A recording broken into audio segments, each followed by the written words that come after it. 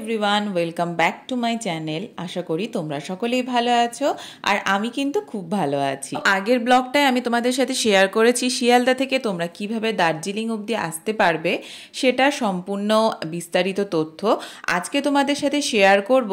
দার্জিলিংয়ের কিছু site scene. আমরা যেহেতু ম্যালের কাছে হোটেল নিয়েছিলাম, তো আমাদের হোটেলের নিচেই কিন্তু এরকম অনেক গাড়িওয়ালা দাদা ছিল যারা এরকম সাইট সিন করানোর জন্য আমাদেরকে বলছিল। তো তাদের মধ্যে থেকে আমরা একজনকে বুক করে নিয়েছিলাম আর ওনার সাথে কথা হয়েছিল উনি আমাদেরকে 5খানা স্পট দেখাবে আর তার জন্য আমাদের কাছ থেকে উনি চার্জেস চেয়েছিল 2700 টাকা, কিন্তু একটু বার্গেনিং করে নেবে। আমরা কিন্তু 2500 টাকাতেই পেয়েছি। তো আমরা গাড়িওয়ালা দাদার নাম্বার আমি যদি পাই আমি ডেসক্রিপশন বক্সে দিয়ে দেবো, তো তোমরা চাইলে কিন্তু ফোন করে কথা বলে নিতে পারো। তো আমরা প্রথমেই ব্রেকফাস্ট করে তারপর বেরোতে বেরোতে আমাদের সময় হয়ে গিয়েছিল সকাল তখন 11টা থেকে 11:30 মতো। তো প্রথমেই আমরা চলে এসেছিলাম পিস প্যাগোডাতে, যেখানে বুদ্ধ মন্দির আছে। তো এই বুদ্ধ মন্দিরটা দেখার ইচ্ছে ছিল আমার বেশ অনেকদিন ধরেই। তো প্রথমেই এখানে আসতে পেরে খুব ভালো লাগছিল। পরিবেশটা কিন্তু বেশ শান্ত আর মন্দিরটাও ছিল খুব সুন্দর। তাই আমরা সবাই মিলে কিন্তু এই মন্দিরে প্রথমে এসেছিলাম আর এখানে এসে এই ওয়েদারটা দেখে জাস্ট মুগ্ধ হয়ে যাওয়ার মতো। সুন্দর রোদ ঝলমলে ওয়েদার, তার সাথে ঠান্ডা ঠান্ডা হাওয়া। তো তোমরা চাইলে কিন্তু এই টাইমটা আসতে পারো, খুব সুন্দর লাগবে। আর এই মন্দিরটি কিন্তু খোলার সময় সকাল 9টা থেকে বিকাল 4টে অবধি থাকে। তো তার ভিতরে কিন্তু তোমরা যে কোনো সময় আসতে পারো। আর মন্দিরটা বেশ ফাঁকা ফাঁকাই ছিল এবং খুব সুন্দরভাবে কিন্তু আমরা ঘুরে দেখতে পেরেছি। আর এখানে কিন্তু বুদ্ধদেবের 4টি অবতারকেও খুব সুন্দর করে ফুটিয়ে তোলা হয়েছে। এই মন্দিরটি কিন্তু পুরোপুরি জাপানি স্টাইলে তৈরি করা রয়েছে, খুব সুন্দর কাঠের কাজ। আর সব থেকে বড় কথা, এই মন্দিরের চূড়ার থেকে কিন্তু কাঞ্চনজঙ্ঘা সহ তুমি পুরো দার্জিলিং শহরটিকে দেখতে পাবে। বেশ সুন্দর লাগবে দেখতে। তোমরা কিন্তু অবশ্যই দার্জিলিংয়ে আসলে এই মন্দিরে কিন্তু আসতে পারো। দেখো, এখান থেকে আমি খানিকটা দেখানোর চেষ্টা করছি। দূরে সুন্দর পাহাড় দেখা যাচ্ছে।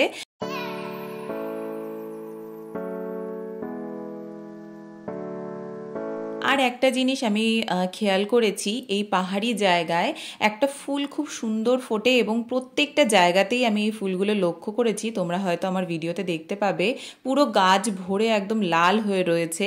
এগুলোকে রডোডেনড্রনও বলা হয়। খুব সুন্দর ফুলগুলো, পাহাড়ি ফুল। এরা এখানকার লোকরা পাহাড়ের রানী বলে থাকে এই ফুলগুলোকে।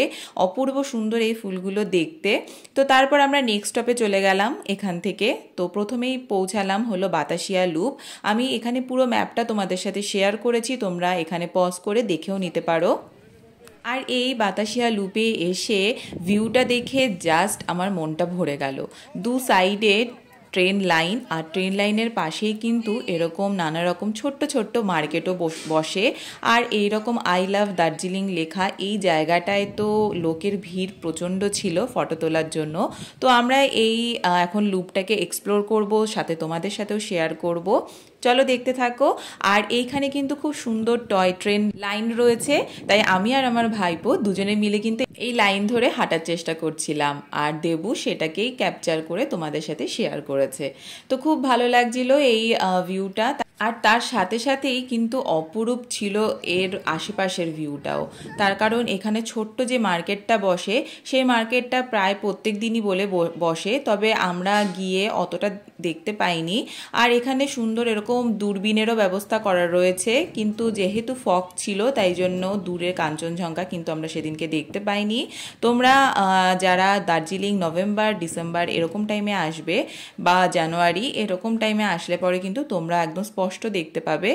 আর এই সেই ফুলটার কথা যেটা আমি তোমাদের বলছিলাম, গাছ ভর্তি এরকম সুন্দর লাল লাল ফুল, দেখতে কিন্তু বেশ ভালো লাগছিল। আর দার্জিলিং মানেই যেটা না দেখলেই নয় সেটা হলো টয় ট্রেন। তো আমরা বাতাসিয়া লুপেই ছিলাম আর সেই টাইমেই এই টয় ট্রেনটা আসাতে আমরা কিন্তু এটাও দেখতে পেয়ে গিয়েছি।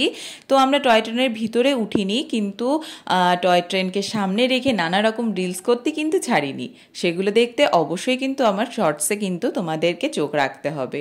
আর এই যারা টয় ট্রেনে উঠতে চাও তারা কিন্তু বাতাসিয়া লুপ থেকে অথবা ঘুম স্টেশন থেকে তোমরা পুরো দার্জিলিংটা ঘোরার জন্য এই টয় ট্রেনে উঠে তোমরা ট্রাভেল করতে পারবে। তার জন্য টিকিট ফেয়ার আমি এখানকার লোকদের কাছেই শুনেছি 1200 থেকে 1300 এরকম ফেয়ার থাকে। তো তোমরা একটুখানি সেটা জিজ্ঞাসা করে নিও। কিছু সাইট সিন এর পরের ব্লগে আসতে চলেছে, তার জন্য কিন্তু অবশ্যই চ্যানেলটিকে সাবস্ক্রাইব করতে হবে এবং লাইক শেয়ার কমেন্ট করতে হবে। জানিও কেমন লাগলো আমার এই ভিডিওটি। সবাই খুব ভালো থেকো আর ঘুরতে থেকো আর আমার সাথে থেকো। টাটা।